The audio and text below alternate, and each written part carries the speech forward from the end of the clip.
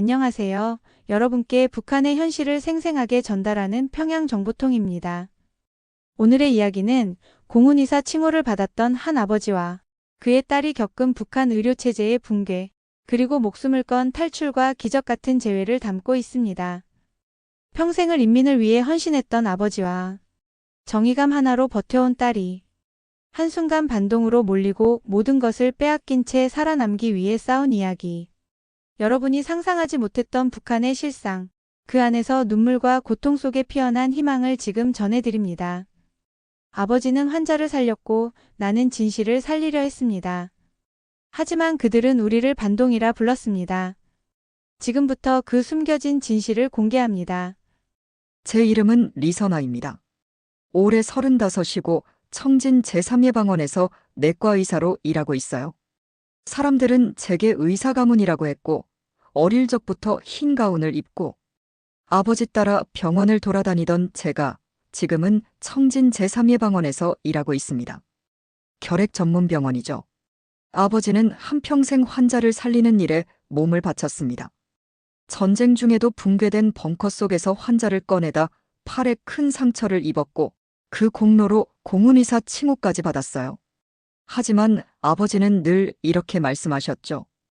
약이 없어도 마음으로 환자를 살리는 게 진짜 의사다. 그 말이 제게는 신념이었어요. 그래서 저도 따라왔고 이 자리까지 왔습니다.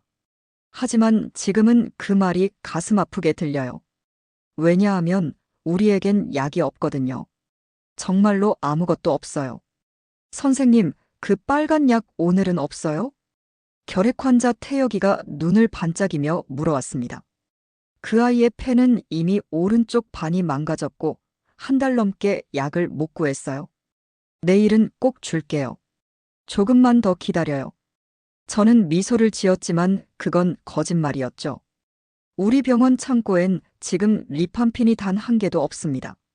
그런데 이상한 장면을 본 건 며칠 전이었어요. 한 중년 여성이 병원 뒷문에서 누군가에게 봉지 하나를 건네받고 있었는데 안에 빨간 캡슐이 들어있었어요. 바로 그 리판핀이었죠. 설마 싶어 약재과에 확인하러 갔지만 돌아온 대답은 익숙한 말뿐이었어요. 이번 분기 공급은 아직 도착 안 했습니다. 그리고 며칠 뒤 청진시당 조직 지도부가 병원에 들이닥쳤고 우리 병원에서 가장 존경받던 2명의 의사가 병원 약을 빼돌려 장사한 죄로 공개 비판 무대에 서게 됐습니다. 그중 한 사람은 김유진 선생님. 어릴 적 아버지가 저를 맡겼던 바로 그분이에요. 인민을 위해 살아야 한다며 제게 의사의 자존심을 가르쳐주던 분이죠. 그분이 약을 빼돌렸다고요? 17일 병원 회관에서 열린 사상투쟁회는 잔혹했습니다. 두 분은 무대에 무릎을 꿇은 채 앉혀졌고 조직 지도부 간부는 고래고래 소리치며 외쳤습니다. 인민의 생명을 팔아 돈을 챙긴 반동적 행위. 절대로 용서할 수 없다. 모두가 돌아가며 그들을 욕했습니다. 당의 은혜를 배신한 죄, 죽을 죄다. 이들이 팔아먹은 약 때문에 우리 환자가 죽었다. 저는 가만히 앉아 아무 말도 못했습니다. 눈물이 자꾸만 눈가에 맺혔어요. 그날 밤 저는 창고로 향했습니다.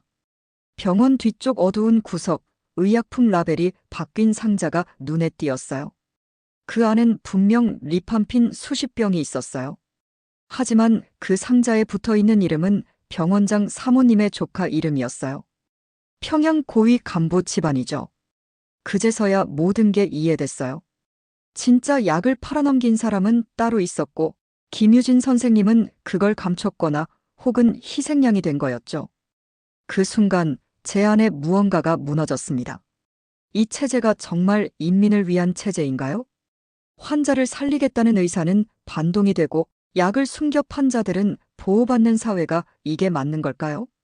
그리고 그날 밤 처음으로 저는 탈출이라는 단어를 떠올렸습니다. 진실을 지키려는 사람은 이 나라에서 살아남을 수 없다는 걸 깨달았기 때문이에요. 병원 사상투쟁회 이후 공기는 완전히 달라졌어요. 누군가의 시선이 항상 제 등 뒤를 따라오는 것 같았고 의무실 문을 열 때마다 긴장이 먼저 달려들었죠. 제 이름도 이제 약 탈취 가능성 대상자로 내부 보고에 올라갔다는 소문까지 돌았어요. 그날 오후 오랜만에 숙소에 들렀을 때였습니다. 간식 봉지 속에 아주 작은 쪽지가 끼워져 있더군요. 글씨를 보는 순간 숨이 멎는 것 같았어요. 당장 오너라. 더 늦기 전에. 마이너스 아버지. 그분의 글씨는 세월 속에서도 똑같았어요. 붓글씨처럼 단정한 획, 평양식 필체. 눈물이 났어요. 은퇴 후엔 연락을 끊고 사셨던 분이거든요. 그 아버지가 이 엄혹한 때에 연락을 했다는 건 보통 일이 아니었죠. 며칠 뒤 밤 고모댁의 묘지 손질 핑계를 대고 열차를 타 평양 외곽으로 향했습니다. 어떻게 알았는지 아버지는 철길 근처 낡은 의료진 휴게소에 먼저 와 계셨습니다. 머리엔 흰서리가 가득했고 손은 마디마디 굳어 있었지만 눈빛만은 예전 그대로였어요. 잘 왔다, 내 딸. 그 목소리를 듣는 순간 꼭 참고 있던 눈물이 왈칵 쏟아졌습니다. 아버지는 말없이 저를 안아주셨고 한참 후에야 입을 열었습니다. 이제 넌 여길 나가야 한다. 저는 당황했어요. 아버지, 전 여기서 도망칠 수 없어요. 병원에도 남아있는 환자들이 있고. 넌 무너지면 안 돼. 아버지는 조용히 말씀하셨습니다. 지금 너를 잡으려는 움직임이 평양까지 올라왔다. 그 병원장은 내 이름도 올렸어. 이번엔 단순한 해임이 아니라 반동으로 몰려 가족까지 숙청당할 거다. 아버지는 평생을 환자 곁에서 보냈습니다. 평양의 의학원에서 교수도 하셨고 공훈이사 훈장도 받았지만 그 모든 게 고위 간부 자식과의 마찰 하나로 무너졌던 걸 저는 알고 있었어요. 그땐 그냥 사표 내고 시골로 내려가셨지만 이번엔 절 위에 그런 위험을 다시 짊어진 거예요. 중국 쪽 라오둥교포한테 연락을 넣었다. 도문 쪽 강변 경비대에 아는 선이 있어. 그리로 넘어가면 연락책이 기다리고 있을 거다. 그 대신 한 번에 가야 한다. 걸리면 넌 끝이야. 그 말이 현실이 되는 데엔 오래 걸리지 않았습니다. 며칠 후 병원의 조직 지도부 소속 특별감시조가 도착했거든요. 그들은 직원들 숙소까지 들이닥쳐 약품 장부와 집안 물품까지 들췄어요. 그날 밤 저는 더는 망설일 수 없었어요. 병원장실 옆 오래된 약고에 숨겨두었던 돈 다발과 가족 사진 한 장. 그리고 어릴 적 아버지가 준 시계를 품에 안고 몰래 병원을 빠져나왔습니다. 숨을 죽이며 밤기차에 올랐고 도문 쪽으로 향하는 기차에 올라타던 순간 아버지가 마지막으로 하신 말씀이 떠올랐습니다. 나는 평생 환자를 살렸지만 널 지키지 못하면 그 모든 게 허망해진다. 넌 살아야 한다. 의사로서가 아니라 한 인간으로서 말이다. 이제부터는 제가 아버지를 지킬게요. 반드시 살아서 진실을 증명할게요. 마지막엔 말 한마디 없이 저를 외진 마을 앞에 내려놓았습니다. 여기서부터는 걸어가야 돼요. 경비대 초소 지나면 도문강 바로 앞입니다. 운전사는 눈을 피하며 말했어요. 손에 쥐어진 돈을 확인하더니 그대로 떠났고요. 모래를 밟는 듯한 발소리를 죽이며 저는 발끝으로 길을 걸었어요. 땀인지 긴장감인지 모르겠지만 등 뒤가 젖어들었고 가슴은 무너질 듯 쿵쿵 뛰었죠. 아버지가 말한 연락책은 도문시장 근처의 중국 교포였어요.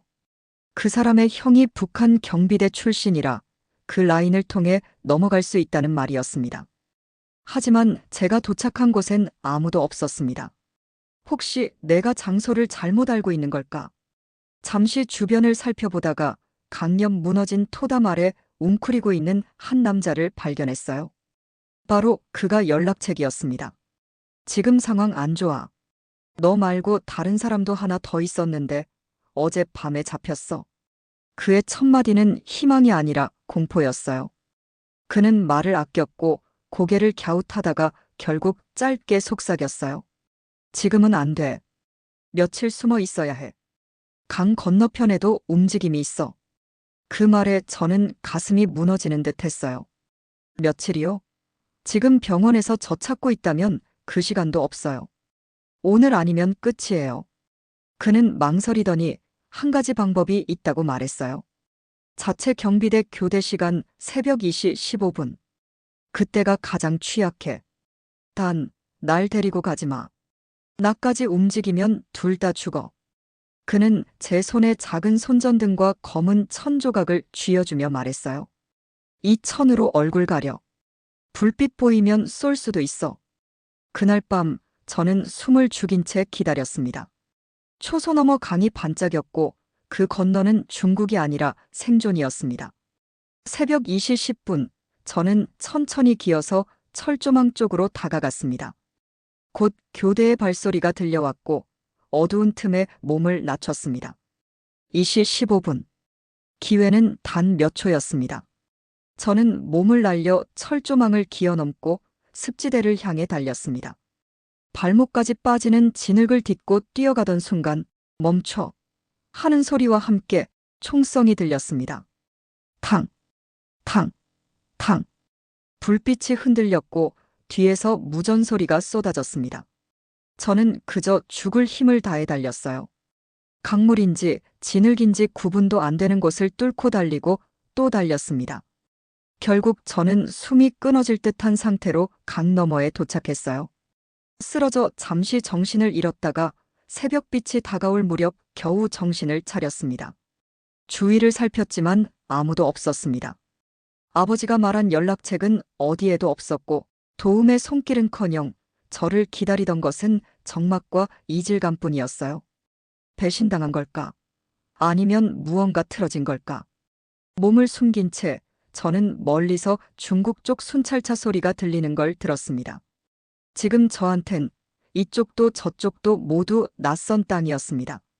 하지만 하나는 분명했어요. 나는 살아남았다는 것. 그리고 이제 진실을 위해 싸워야 한다는 것. 나는 살아있었어요.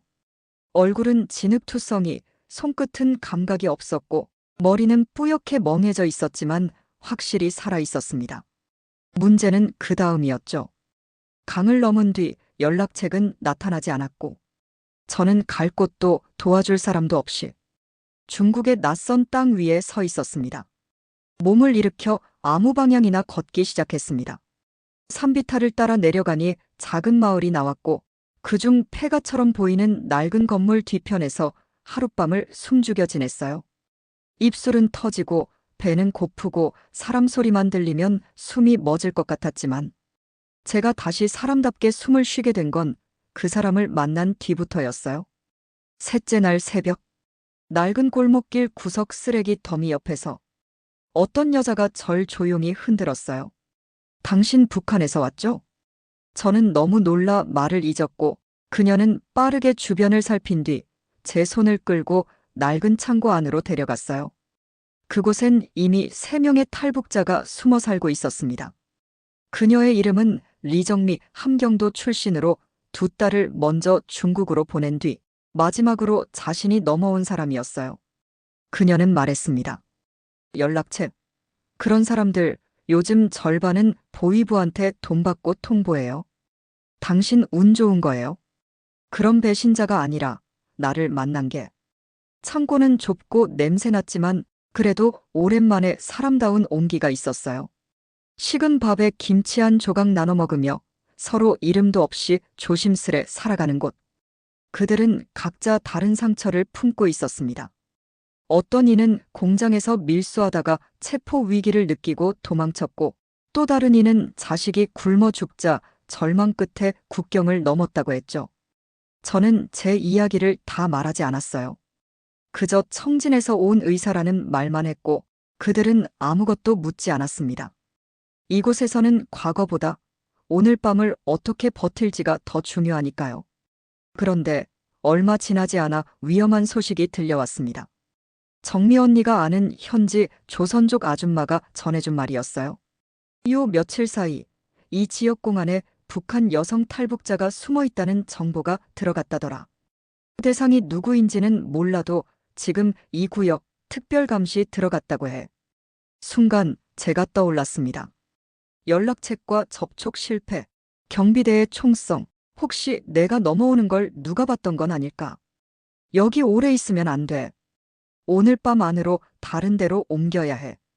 정미 언니가 짐을 꾸리며 말했습니다. 그날 밤 우리 넷은 중국 연길 외곽의 폐차장 근처에 있는 또 다른 은신처로 향했습니다. 비닐 덮개를 쓴 리어카에 몸을 숨기고 트럭을 타고 이동하는 동안 저는 계속 떨고 있었습니다.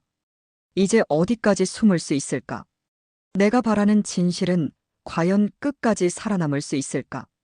하지만 리정미 언니가 제 손을 잡고 조용히 말했어요.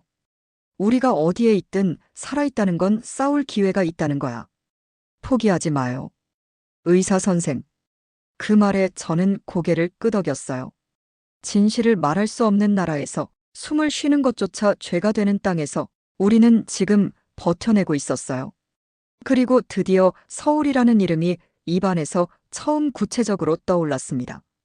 선생님, 믿을 만한 브로커가 하나 있어요. 베이징 쪽까지 갈 수 있으면 거기서 남쪽까지 연결해 줄 수 있다고 했어요.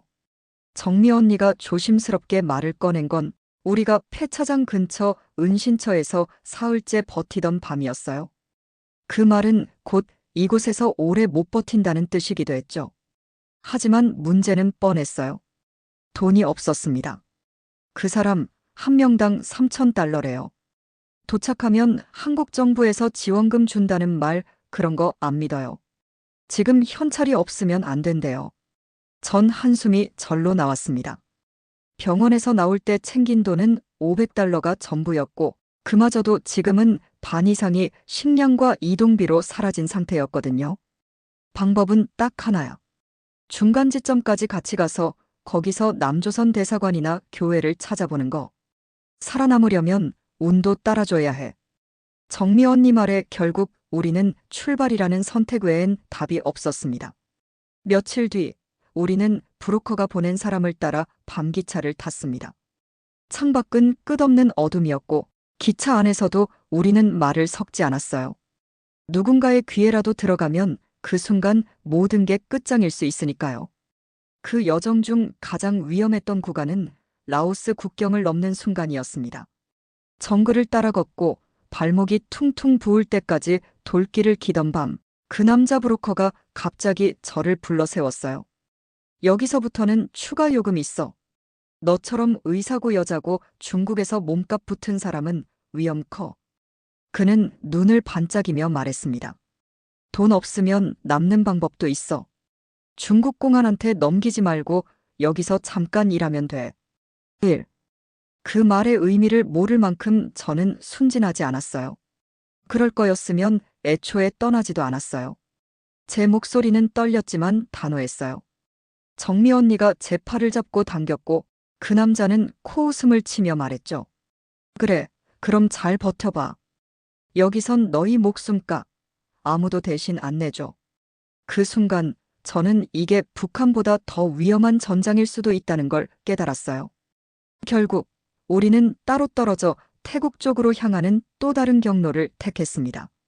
브로커 없이 도와주는 현지인과 함께 국경을 넘었고 강을 따라 며칠을 걷고 또 걸은 끝에 태국 내 이민국 경찰에 자수하는 형식으로 체포된 탈북자 명단에 이름을 올렸습니다. 쇠창살 사이에서 찍힌 신분 확인 사진. 쭈그린 자세로 마신 첫 물 한 컵. 그 순간 저는 살아있다는 게 믿기지 않았습니다. 며칠 후 태국 내 한국 대사관과의 면담이 이루어졌고 정식 보호 신청이 승인되었다는 연락을 받은 날 정미 언니와 저는 서로를 끌어안고 울었습니다. 이제 됐어. 선생님, 이젠 진짜 숨 쉬어도 되는 거야. 숨소리조차 죄가 되던 그 나라를 떠나 이제야 사람답게 숨을 쉴 수 있다는 사실이 믿기지 않았어요. 비행기가 인천공항 활주로에 착륙하던 순간 진동과 함께 제 안의 긴장도 내려앉았습니다. 정미 언니와 저는 조용히 서로의 손을 꼭 잡고 있었어요. 이제 진짜 온 거 맞죠? 정미 언니가 떨리는 목소리로 말했을 때 저는 고개를 끄덕였지만 아직 믿을 수 없었어요. 서울, 대한민국, 그리고 자유. 공항 한편 국정원 관계자들이 우리를 기다리고 있었습니다.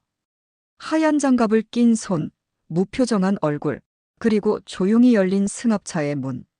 그 안에 올라탄 순간부터 우리는 또 다른 세계로 들어갔습니다. 국정원 조사실은 차가운 공간이었지만 그들이 묻는 질문은 따뜻했습니다. 당신은 왜 탈북하셨습니까? 병원에서 무슨 일이 있었죠? 약이 빠져나가는 경로는 어떻게 됩니까?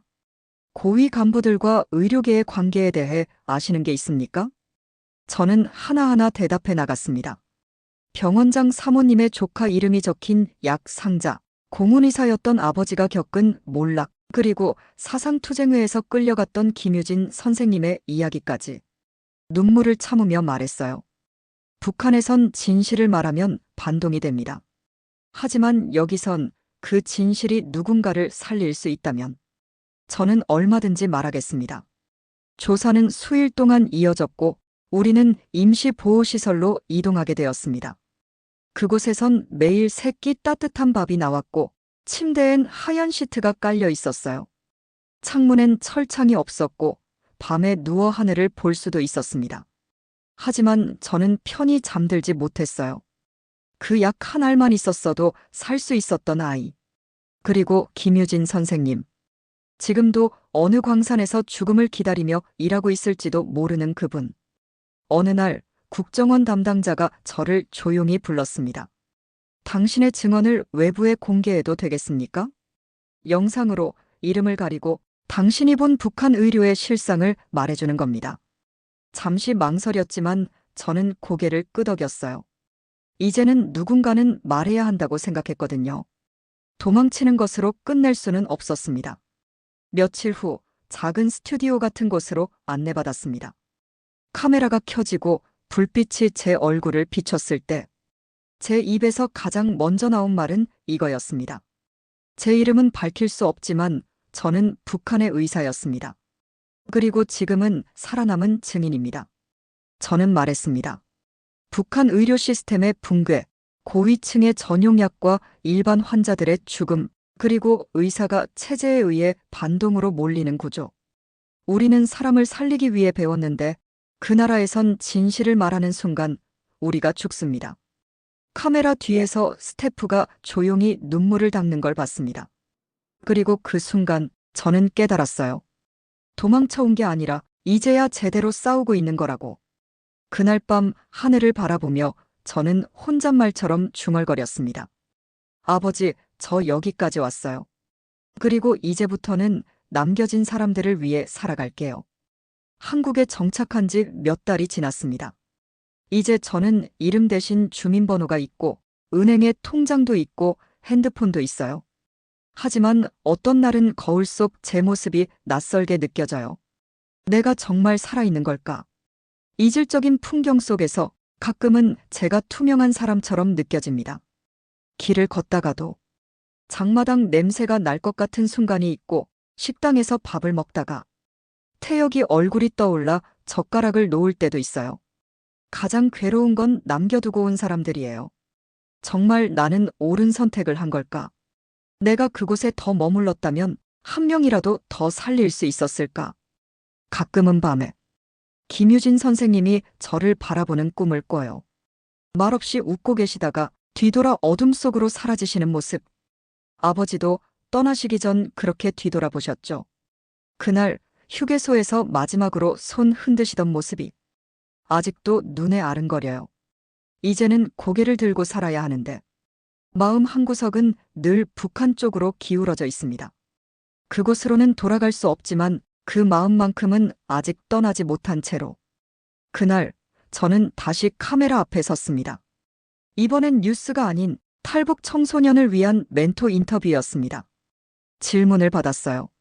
선생님은 지금 어떤 삶을 살고 계신가요? 한참을 생각하다 저는 이렇게 대답했어요. 사람을 살리는 게 의사의 일이잖아요. 전 아직 그 일을 하고 있어요. 다만 지금은 몸이 아니라 마음을 살리고 있죠. 지금 저는 탈북자 의료지원단체에서 자원봉사하고 있어요. 정착 초기에 병원 문턱조차 못 넘는 분들, 가슴에 트라우마를 안고 사는 청년들, 그분들의 이야기를 듣고 의료 상담을 해드리고 있어요. 제가 받은 도움을 이제는 다른 이에게 돌려주는 일. 그게 지금 제 삶의 전부입니다. 그리고 저는 다짐했습니다. 언젠가 북한의 자유가 찾아오면 가장 먼저 병원부터 세우겠다고. 약이 부족해 울던 아이들, 진실을 말했다고 끌려갔던 동료들, 그들의 억울함을 씻어줄 공간을 꼭 만들겠다고. 지금은 혼자지만 이 길 위엔 저 같은 사람이 점점 늘고 있어요. 진실을 말하는 사람, 버티는 사람, 그리고 살아남은 사람들. 그들은 다 알고 있어요. 탈북은 끝이 아니라 또 다른 시작이라는 걸. 오늘도 평양정보통과 함께 해주셔서 감사합니다. 가까운 지인과 영상 공유도 부탁드리며 구독과 좋아요, 알림 설정은 평양정보통 운영에 큰 힘이 됩니다. 다음에 또 만나요.